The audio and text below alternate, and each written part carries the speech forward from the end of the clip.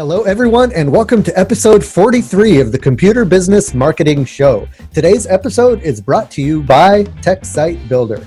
TechSite Builder is a hosted website builder that allows you to quickly and easily get a clean, professional, and effective website up and running for your IT business. Save time and frustration with TechSite Builder. Learn more at techsitebuilder.com. It's also brought to you by IT Owner's Compass.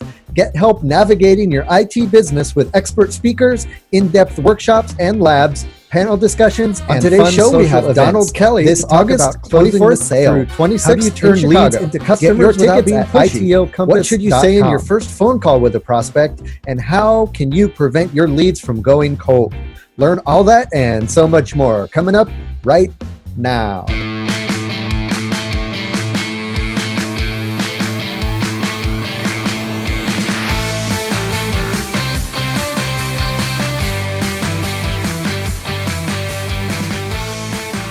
Hello, everyone, and welcome to the Computer Business Marketing Show. If you own or work in an IT services business, this is the place to learn how to get more clients, keep them happy, and grow your revenue. You can watch, download, and or subscribe to all show episodes at computerbusinessmarketing.com. You can catch our live stream on Facebook every Thursday at 7 p.m. Eastern. Just be sure to like the TechSite Builder Facebook page, click the following tab, and then select See First, so that every time we go live, it'll pop up to the top of your news feed. All right, guys, we have an awesome show for you today. The topic is one that I've been wanting to talk about on the show for a while, and we're going to talk all about closing the sale. So, we talk a lot on the show about attracting clients and getting clients in through ads and through SEO and through your website and through social media. And that's all well and good, but once you get the customers, what do you do with them? Once you get those leads, what do you do with them? How do you convert those leads into customers? And that's all about sales. And whether we want to admit it or not, we're all in the business of selling our services, and we're all salesmen and women when it comes down to it. So this is going to be a great topic, and I have a great guest on who's an expert on this stuff, and he's going to guide us through all of that. Before we get started on that, though, just got a couple housekeeping things I want to do. First of all, I want to remind you guys about the IT Owner's Compass. That is the event we're putting on in August 24th through 26th in Chicago, Illinois. And you can learn more about that at itocompass.com. We are, sometimes people will exaggerate or say this to try to get you to buy tickets, but I swear to you that we are selling tickets like wildfire to this thing. It's going to be sold out probably within a month. And probably sooner if, we keep promoting it as hard as we're promoting it. So, we have limited seats. This is taking place in a nice, cozy co-working space, and it's large, but it's only large enough to fit so many people. So we are going to have to cut off the ticket sales at a certain point. So we don't want you to miss out. So if you are on the fence, get off the fence and get over and buy your ticket, because I'm telling you, it's going to be an awesome event. We're spending so much time trying to put together awesome content for you guys. We're talking to lots of vendors and different service providers that you guys are interested in. We're talking to a lot of speakers, subject matter experts, and regular techs like you guys who are going to speak about the topics that you care about.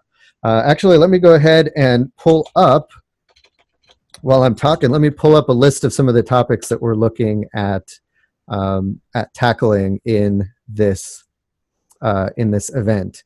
Oh, also, while I'm doing that, I want to remind you guys about our keynote speaker, who is Michael Michalowicz, and he is the author of some awesome books that you may have read. For example, Profit First, The Pumpkin Plan, The Toilet Paper Entrepreneur. He wrote those books. He's an entrepreneur behind 3 multi-million-dollar companies. He's an author of those books, and he is a great speaker. Look him up on YouTube.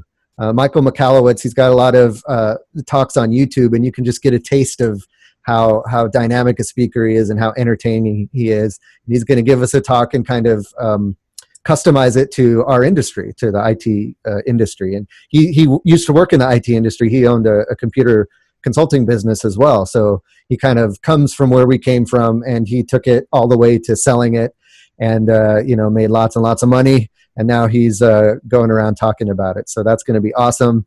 Aside from that, we also have some topics that we're looking to talk about. Let's see, let me get my list here. And these are topics where we already have a speaker lined up for them. Things like pricing, how to price your service, cybercrime, and forensics. So, how to deal with cybercrime, some tips and tricks. We actually have someone who works with the FBI who's going to be able to talk to us about that. We've got topics around some business topics like hiring and firing, insurance, accounting. And then we're going to get into some techie topics like Wi-Fi, voice over IP, web filtering, network diagnostics, cloning. And then we'll get into some kind of more of the marketing side, like social media, online reviews, branding, SEO, Google Ads, that kind of thing. So these are the kind of topics we're going to talk about. We're going to have workshops, we're going to have speakers, and we're going to have panel discussions where you have a group of people up on the front who have different types of businesses, and they'll kind of talk through their experiences on certain subjects. We're still kind of working out the details of the schedule, but you can go to ITO Compass and see kind of a general outline of what we have scheduled and when it's going to happen. And again, tickets are going to go super fast. We might not even have the full schedule out before tickets are sold out. So just trust me, right? If you trust me, then you hopefully that this is going to be a worthwhile event, and I hope to see you in Chicago. Again, all the details at itocompass.com. Also wanted to remind you, if you go to computerbusinessmarketing.com, you can sign up for the newsletter, and that's where we send you a weekly email with marketing tips, custom curated for computer businesses and IT service businesses. You'll get the latest podcast episode, you'll get the latest video that I've released, and then you'll get a bunch of awesome articles and different things from across the web that will, give you insights into different types of marketing, give you new strategies, give you new techniques. And that's just kind of your weekly dose of marketing goodness. So whether you implement it or you have someone on your team who does your marketing that you can forward it to, it's definitely worth the price of admission, which is free, to sign up for that newsletter at computerbusinessmarketing.com. All right, guys, without further ado, I'd like to introduce my guest, Donald Kelly. He is the founder and chief sales evangelist at thesalesevangelist.com. And he's going to talk to us about closing the sale. How you doing, Donald, and welcome. Hey, man, I'm so excited to be here. Thanks so much for having me. Yeah, no problem. So before we dig into the specifics of the topic, I always just like to kind of get a little background on my guests. So if you wouldn't mind just giving us a little sneak peek into your background and kind of what led you to where you are today running the Sales Evangelist. No, great question, man. So I grew up selling as a kid. I was born in Jamaica. So I moved to the United States when I was 9. So I'm a child like a Jamaican sometime, I don't mind. But we moved to the United States when I was 9, and just like growing up as a kid, my family was always entrepreneurial. My dad and my mom, my cousins, everyone that I know they have this entrepreneurial bug, and it just was a part of my life. And I actually, when I first came into the professional world of selling, I sold for managed IT. Well, before that, I sold IT training classes. So some of you guys who know about your M+, your Net Plus, your A+, your we had the certified hacker courses. We had all of that, MCSE, all of that back in the day. So I used to sell those classes. I wasn't smart enough to actually take the darn class. I should have done it because I could get it for free, but I didn't take any of them, man. I was like, come on, man, dang it. But later on, I went back and I focused on the tech. I just love tech. So then I went into managed IT services and sold there for a little bit. Sold door-to-door Dish Network, and then finished up in the software sales where I sold to IT directors. So I sold to city, county governments, and municipalities, and we sold them our software. So I love the tech space, and I spent a lot of time there. In 2015, I had an opportunity. I started my podcast in 2013, and I focused on new and struggling salespeople. And then I went to because I just started to see some success, and I was like, people need to know about this stuff, man. It's like discovering something cool. You're like, everyone needs to know about this. So then eventually I jumped into doing the podcast, and it grew to the point in 2015 I gained some opportunities to speak, and then to get some coaching clients. We started getting paid for it, and it made sense logically to jump ship, and I left in 2015 and never looked back, and been doing the sales evangelist full time, where I work with organizations and set up their sales processes for them and consult them, or do one-on-one coaching. And we have a group coaching, sales coaching program for individuals who probably can't afford one-on-one. They can jump into a group model. So we do all of those different things to help sellers and entrepreneurs to improve their sales skills. Awesome. Yeah. So I think, you're coming from a place where a lot of us can relate, from the technology space, selling technology to both consumers and businesses. And that's going to be one of the questions I ask, actually. What's the difference there, and how can we change our approach? But before I do that, I think kind of what's on everyone's mind is, it's basically getting down to basics. And that is, when we get a lead, whether it's a phone number or an email address or, a contact from someone, what are kind of the first steps we want to do to make sure that we are going to be able to sell them on our product? Does the sale start at that moment? Does it start before? And kind of just guide us through that initial process. Yeah, so my philosophy is kind of like backwards, really. I feel the close actually happens at the beginning of the process. And this is where a lot of my clients I've seen, because I've worked with them, that they drop the ball. So let's go back into the scenario. I get pretty excited about this stuff. So I'm getting, sure. I'll probably try not to shake the camera too much here. But what typically happens in a sales process is that the sales lead comes in, and then we, as the person who gets this lead, we automatically want that person to just be ready to buy and ready to give us their money. And if they're not, then we get mad at marketing, saying, you guys suck. You guys are sending us bogus leads, crappy leads. But what happens is that there's no alignment, right? We need to make sure we truly understand who is a fit for our organization, because sometimes, especially when you get leads as a small business, you're going to get everyone and their mom, people who can't afford to get their computer fixed, but they're going to come to you and say, hey, can you look at fixing this? Or you're going to get people who are just, you might get some bluebirds every once in a while who are right fit for your organization. And perhaps you are getting some good folks. And sometimes you're going to find people who are just shopping for you. But here's what I would recommend is that you utilize the content. You probably have done episodes on this, but utilize your website as a means to be able to almost to diffuse people. As much as you try to qualify, you need to disqualify in the very beginning. Right. So I'll give you an example. Now, someone comes to my website and they download something. Maybe what I can do is have my sequence set up, or you can do it manually. You can send them something like, say, hey, Lisa, I saw that you just downloaded something, blah, blah, blah. Here's some 5 tips, a blog post that we had, 5 tips to selecting an IT vendor, or 6 things you should know about fixing your computer, whatever it is. But you give them something that can help to, kind of give them a preparation before they meet with you. Now that lead comes in. Now you're talking to them, you schedule an appointment and you're talking to them. You need to make sure you stick to your guns, because what I see sometimes, especially for folks who are the behind the scenes folks and not necessarily the salespeople a lot, we try to make it feel that we have to close, or we have to bring on every single person that we speak with, or we feel guilty. But you must make sure you focus on that ideal customer profile. Who is the best person for your organization? What does she look like? What does he look like? What's that type of the clientele? Do they have the money to be able to do something like this? And the 4 main things you want to know at the very beginning of the process. Is this person an ideal customer? To make sure they're an ideal customer, do they have a pain enough that I can solve? And that's important that you can solve. That they have the budget, and it's basic stuff. That they have a time frame that you're trying to do this, and that they're a person or the influencer or somebody a part of that process that can help make the decision for it. And sometimes you might find an organization where they have somebody sending people out to fish out the ideas first. But what typically happens is that salespeople or entrepreneurs get caught, kind of like at the beginning, because a person says, hey, what's your price? We throw out a price, and then they say, okay, well, thank you so much. Can you send some information and let's stay in touch? Whatnot. They want to get that free consulting. So what I like to do is, again, provide that content on the website. And before they even come to meet with me, I can give them like maybe a blog post. Hey, read this blog post. It's going to help answer a lot of your questions before we even get started. And then you can weed people out.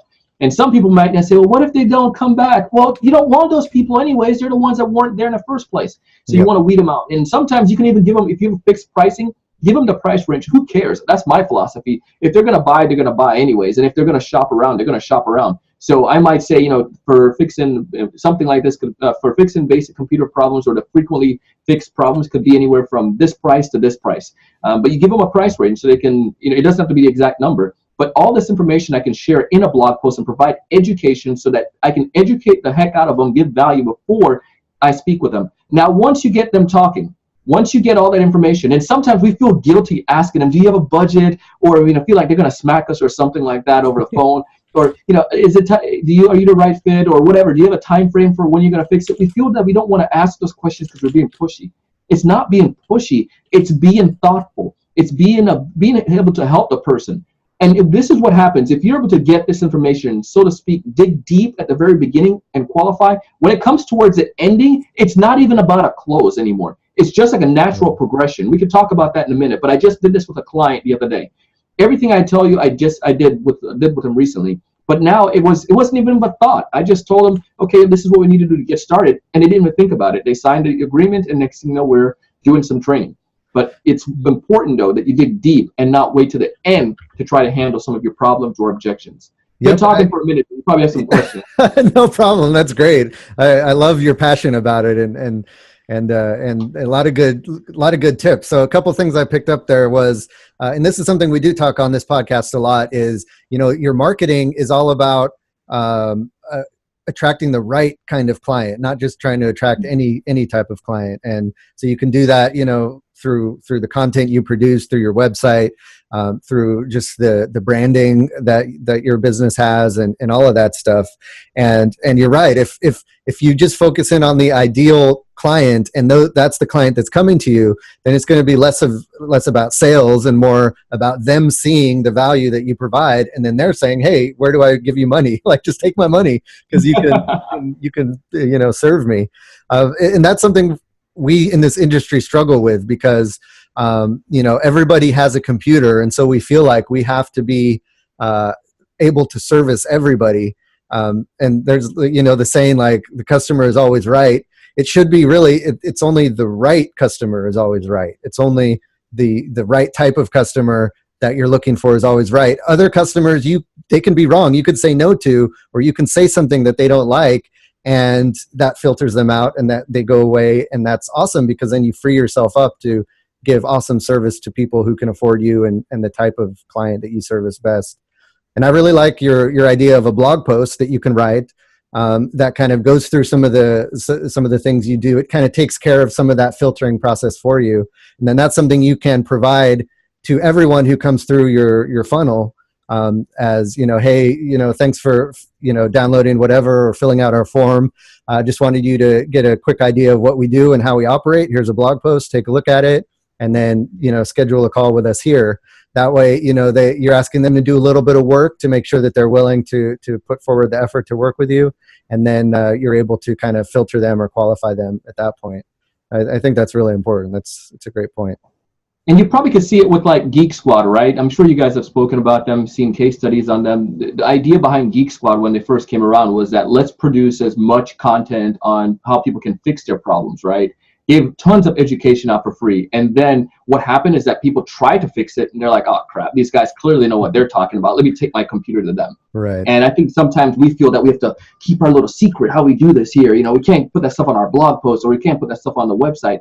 Share your ideas, because now you become that source of education, and then they're going to say, well, we need to come back to you. I have this week or next week, I think we're going to hit this month or early March, we're going to hit 800 episodes. 800 episodes. Wow, and it's just congratulations. content. Thank you, man. Yeah. We share tons of content, but that's how I get a lot of my customers. Is some people take it and say, I'll go try this myself and I'll go do it, and that's fine. They're going to do that anyways. But there are a lot of people who say, you know what, I want to create a sales process. I can't do it. Let me bring Donald in, or let me go and get coaching from him. And it's because you can go and read all the books and stuff, but why not get it from somebody that has it? And that's kind of the same idea, is to provide that education up front. Right. So okay, so we've got the education, we've got the right kind of clients coming to us and contacting us, and it sounds like the next step, and you mentioned this, was getting on the phone or getting some kind of call to talk with them one-on-one. What happens on that call, and what are some things that we should be looking out to do there? So there's two things that you can look at. When it goes back to this idea that you kind of alluded to earlier, was with the consumers versus a business, right? If I'm selling to a business, their sales process may be a little different. If I'm selling to a customer, their process may be different. And here's what you need to do.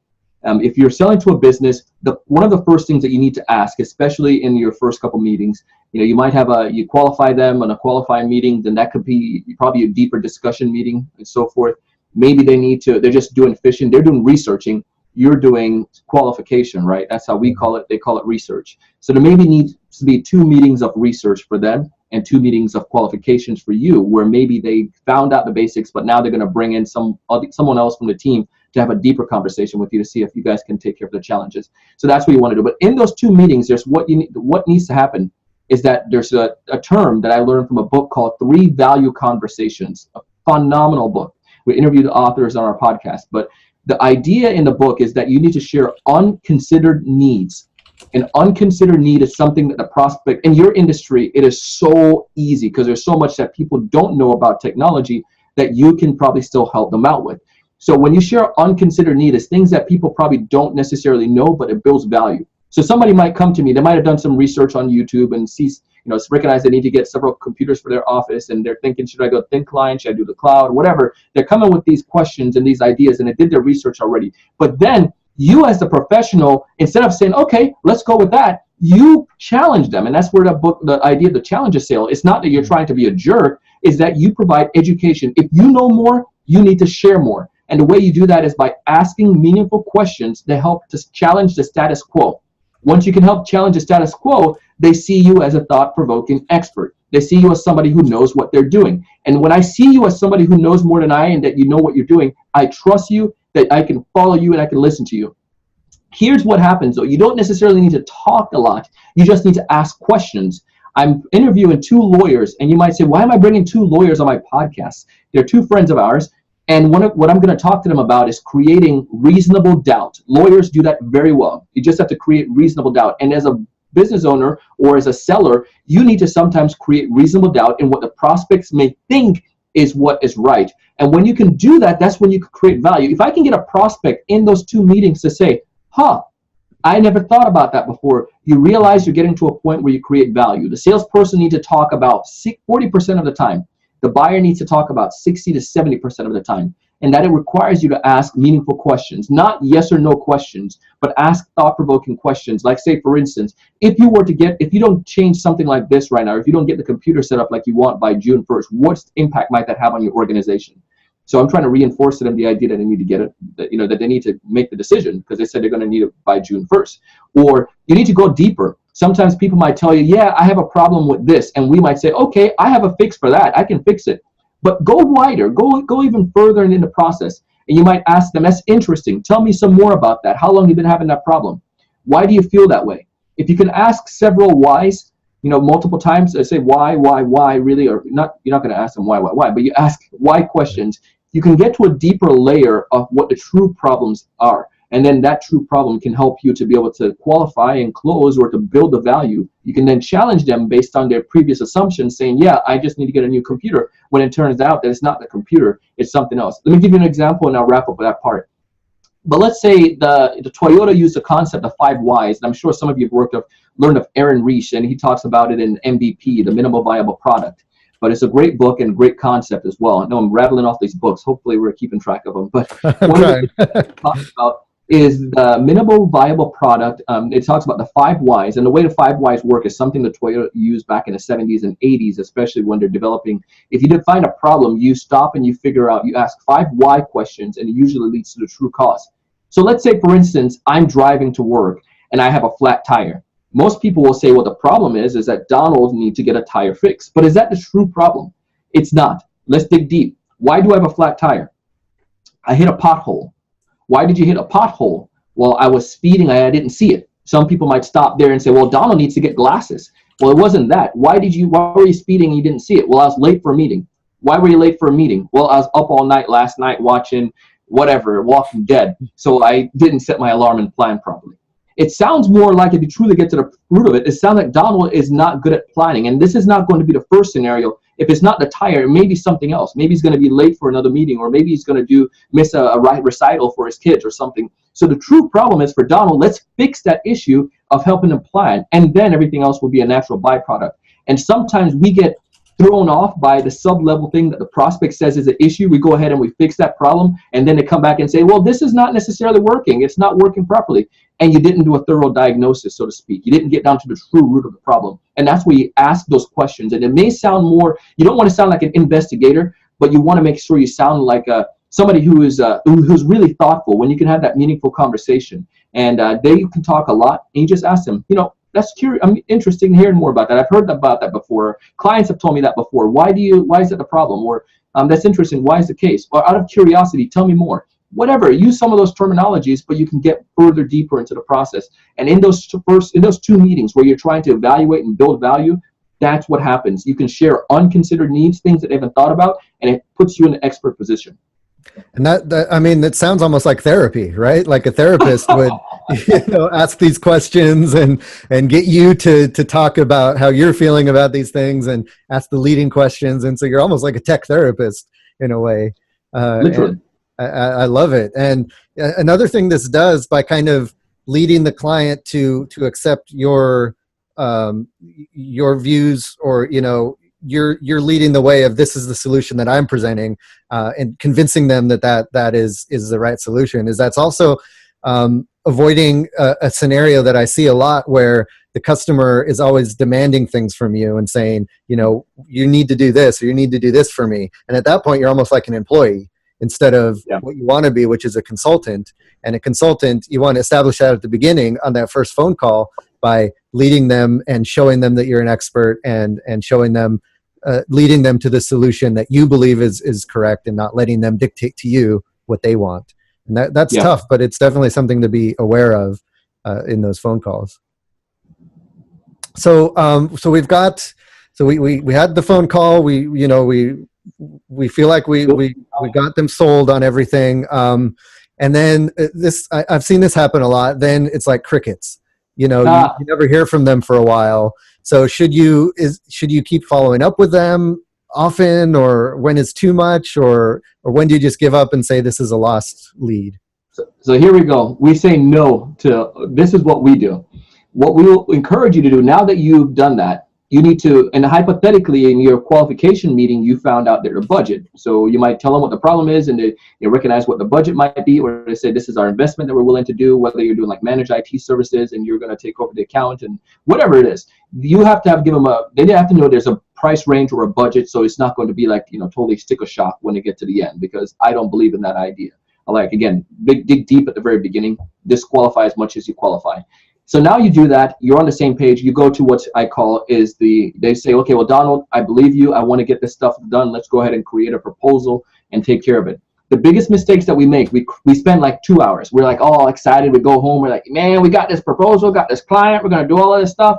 You send them the proposal, you spent like 2 hours working on this darn thing, and then you said it go crickets. But what I do, if you do the stuff that we talk about, you prevent that. But even further, even if you already set up the budget and so forth, what I would like to do is then encourage the client to, let's set up a time that we can do 10 minutes and do a proposal review. And I'm going to walk you through it, because especially in our space, in the tech space, you find sometimes there's some terms that people who are not techie are not going to understand. And they might look at it and say, well, I don't feel that he covered that. I don't feel like he targeted what I want to target. So then they're going to feel embarrassed to kind of bring it up to you again. And they might just go cold turkey and go somewhere else because somebody else gave them a quote already. So what I like to do is sit down with them, take 5 minutes, and I use something like Zoom, or you use like join.me, or you use GoToMeeting, but you pull up the proposal and you review it with them 10 minutes, step by step, what you're going to do. Talk about their problem. Say, again, David, Lisa, whoever you're talking to, first off, you mentioned the idea that this is the main problem. I diagnosed it. We saw that this is the main issue. This is our solution, what we're going to do for you. And this is a stage 1, this is stage 2, this is stage 3, or this is how we're going to fix your computer, or whatever you're going to do. This is how we're going to set up your network. You give them that guidance. You explain to them what's going to happen in each stage, because I feel that sometimes as tech people, we don't want to talk to people. We want to do our work and you want to push them out the way. But if you're running the business, you got to do everything right now. You have to be cook, chief, bottle washer, whatever you have to do. So you sit down with them, review that proposal. Once you do that, then you send them the proposal so they can have it for themselves. But then you set up a time. So you might set up the leeway, and especially in the tech space, it's so easy. When I used to sell software, it was easy, because if somebody was saying like they're trying to implement our solution, or maybe they're trying to get the certification, or they're trying to buy something, we need a time period, because you have to set things up, right? So you might say, okay, if you want to go ahead and start June 1, we need a 30-day window. So we need to get this sucker going by May 2nd, or by May 30th, May 1st. So then they're like, okay, well, great. That's a lead window. How much time do you guys need internally to get this thing going? Well, that's about the right time frame as well. Okay, so if we need to get started in May and we need to get this going, here's what we'll need to do. Sign up, get you all signed up as soon as possible with the proposal, and then we need to go ahead and get something going from there.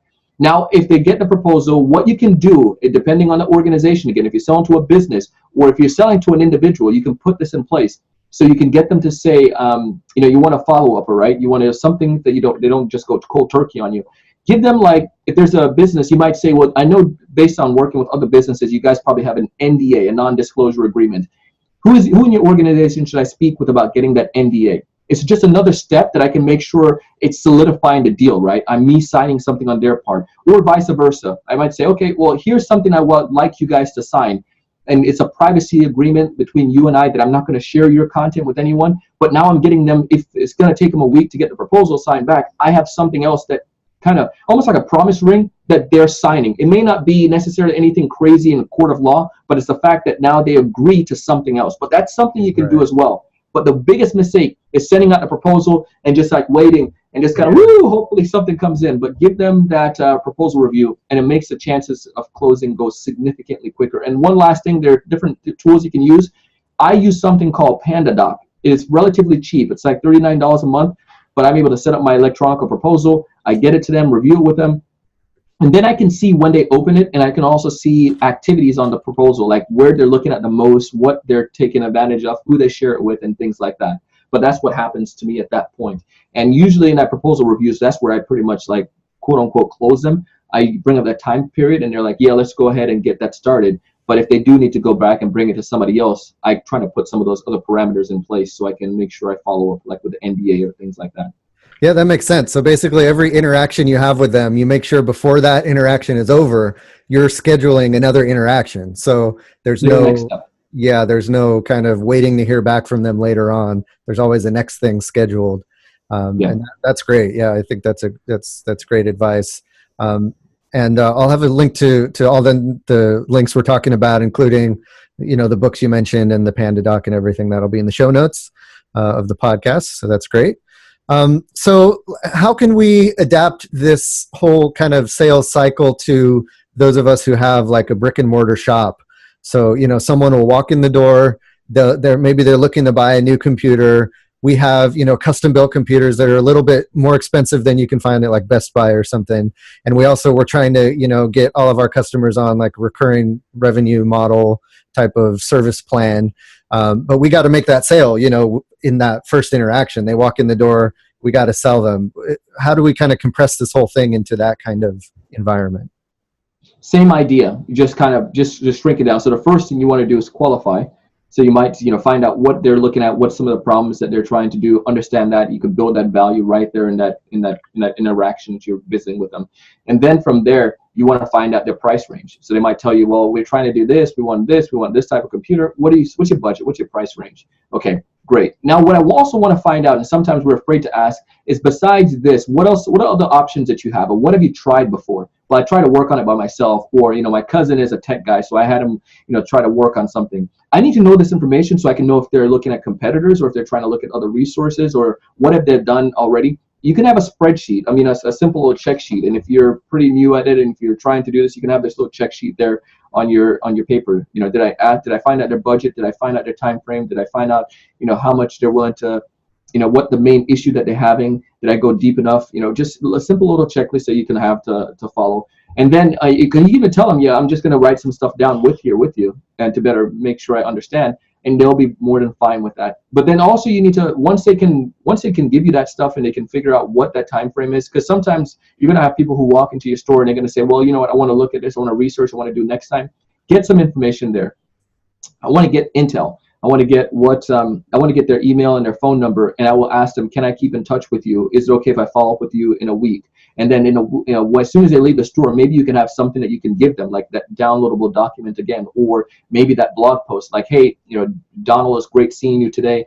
Hopefully we can work together to help you get that computer built that you're looking for. But in the meantime, here's a document that I created, top 5 mistakes that people make when they're looking to build their first computer or get their first computer done.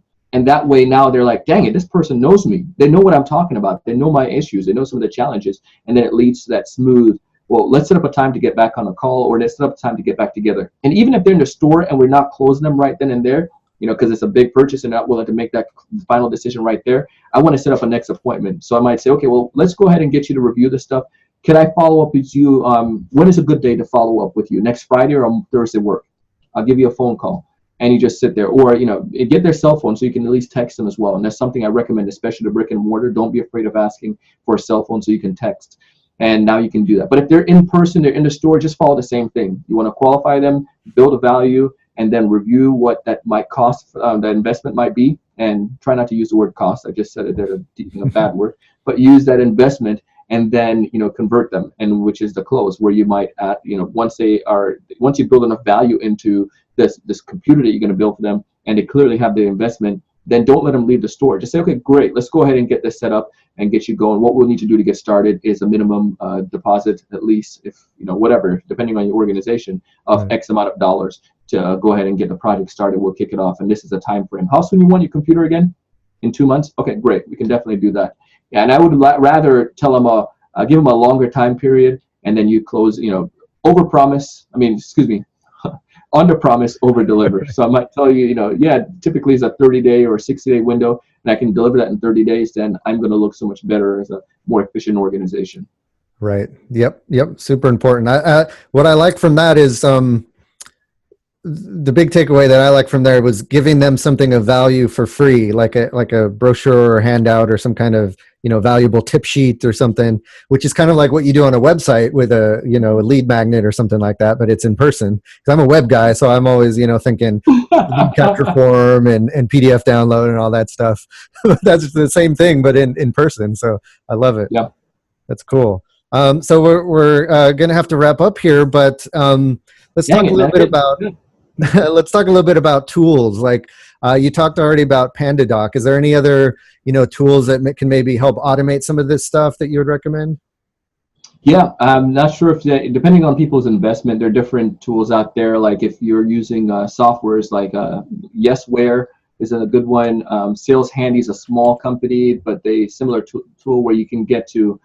This is more of like your automated email outreach. So not necessarily like your Constant Contact or something like that, or your, I use Active Campaign, but if you're sending out prospecting emails, you're trying to, cold outreach to some folks, you can use some of those tools, and they help a lot to be able to help guide someone down the path in that process. What was that second one? Sales what? Sales Handy, Handy. Okay. Sales Handy. So that's another good tool. But Yesware, Sales Handy, there's several of them out there that's really good. And what about like a CRM or something to keep track of the people that you're following up with? Yeah, some people go for the big dogs, the beasts already, the Salesforce, and Salesforce could be a good thing, but I like to use some of the other ones. Just so many out there, like Pipedrive is really good because it's focused on the activity-based approach like we're talking about. So you can sequentially guide the person down the path. You can use, there's so many, Insightly is another great CRM that you can take advantage of. That you can use, if you're using, I use Active Campaign, so I'm using their CRM module. It's nothing like too beefy, but it still gets the job done. And you can also look at tools such as HubSpot. I absolutely love HubSpot, where you can do a lot of the email marketing automation, and everything is all in one place. They have a free version, and you can also take advantage of their paid version as well. And for the stuff you get for free, it's almost like paid for like some other smaller brands, but HubSpot is a great organization. I don't advertise for them. It's just I love the tool. But those are some of the ones that I'd have you check out as a minimum to start off with. And Zoho is another basic one, a simple one. They're doing a lot as well. They're copying a lot of the things that HubSpot's doing, and it's also a great value piece as well. Yeah, Zoho is really good for the money. They're super cheap. Yeah, yeah. You get some good stuff there. Awesome. Well, that's all the time we have. Before you go, can you let folks know kind of some of the stuff you're doing over at your consulting business there at the Sales Evangelist? And specifically, I think the group training might be interesting for a lot of the listeners who might not necessarily be able to afford one-on-one consulting, but still want the help of a sales guru in their back pocket. All right, so we have a main four main products that we typically services. One is a sales training. If you have a small organization, you have multiple salespeople, What you want to do is create a formal process. I come in as a consultant, help to create that process, and also train the sales reps and get them going and so forth. Or you may have a process already, but you just need your sales rep to be trained on how to become more effective and to build value, or to prospect better, or to get referrals or whatnot. We create a customized training, or we have training modules for business development or for building value. So that's the sales training side of the house. Sales coaching is more for entrepreneurs or individuals that can afford a one-on-one coaching. We sit down and we have a 1-hour session each week, and it's recorded, but we do an assessment before we start and our coaching, so we can be able to see where you have the biggest challenge and help you and guide you. And then the group coaching model is TSC Hustlers League. It's a 1-hour group coaching call, and we have sellers from all different levels and background, and that's the most inexpensive one. And I'm going to be straight up with you. That's our lead-in product, right? It's $150 a month for 3 months, so $450 altogether, and it's a 3-month semester is what I call it. And we focus on a different topic. So right now we're going through business development, everything around building and finding leads.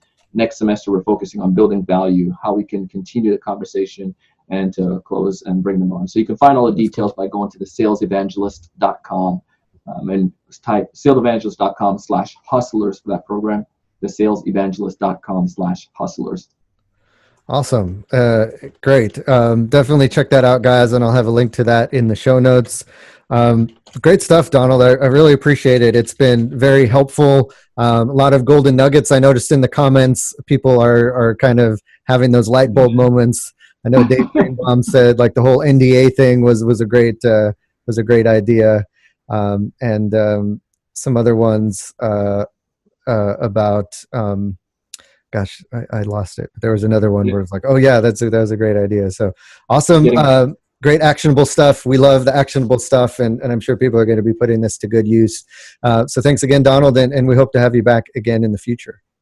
It would be a total absolute honor to come back. Thank you so much for having me, and keep producing awesome stuff, man. I wish I had this when I was back around in the tech space, man. Right.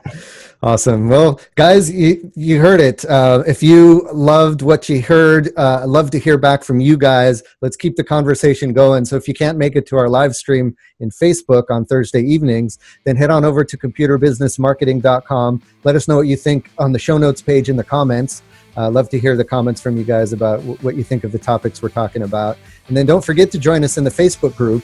We have a group called the Computer Business Marketing Group, and you can go to techsitebuilder.com/group, and that'll take you to that Facebook group where we talk a lot about different marketing strategies for computer businesses. Lots of great questions going on in there. So love to have you there. Also, if you listen to this podcast on iTunes or Stitcher, we'd love to get your review. We love to hear back from you guys, and every comment you leave helps it so that the podcast can be found by others. Also, don't forget to check out our sponsors, IT Owners Compass at itocompass.com and TechSite Builder at techsitebuilder.com. Thank you for checking out the Computer Business Marketing Show. My name is Matthew Rodella, saying here's to your success.